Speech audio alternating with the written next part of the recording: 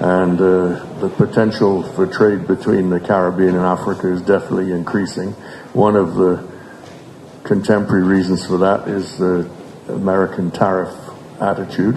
And so a way of getting around that is to trade directly between Africa and the Caribbean, say through Barbados or Jamaica, for example, and that's happening. There are also increased flights.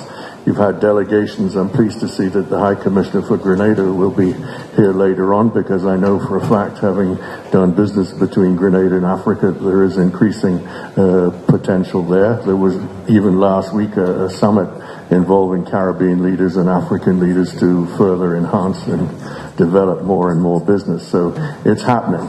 That's the point. And then I alluded to earlier about the access which already exists in Africa, the model for compensation to facilitate trade between African countries. Well, they're trying through the Afreximbank to apply that model to the central banks in the Eastern Caribbean and create an exchange compensation platform which will ultimately lead to the use of cryptocurrency rather than foreign exchange currencies, like using the dollar and having to rely on banks in New York and Miami to facilitate trade. So they're looking at ways of de-dollarization, which is obviously, depending where you sit, a plus and a minus, but it's definitely being trialed via the Central Bank of the Bahamas, for example. So, and then you've got individuals who, despite the macro level developments that I've tried to describe just now, there are also individuals who are increasingly aware of African trade potential.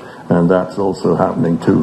What we lack in the Caribbean is increased transport links, because at the moment one has to fly via London or via New York or some other place before you can actually directly access the African business potential.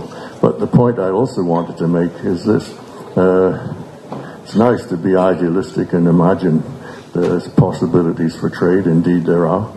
However, there's no substitute for doing your due diligence, looking at your client in a thorough way to really understand and know them.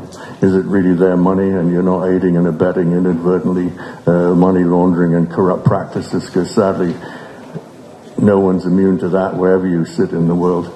And sadly, even the UK has a record in this. If you look at the International Corruption Index, which I'd all encourage you to look at, you see very clearly the hierarchy of countries, and organized crime is international in every sense. So know your client, do your due diligence, and certainly know your business partner. So on that note, I'll hand over to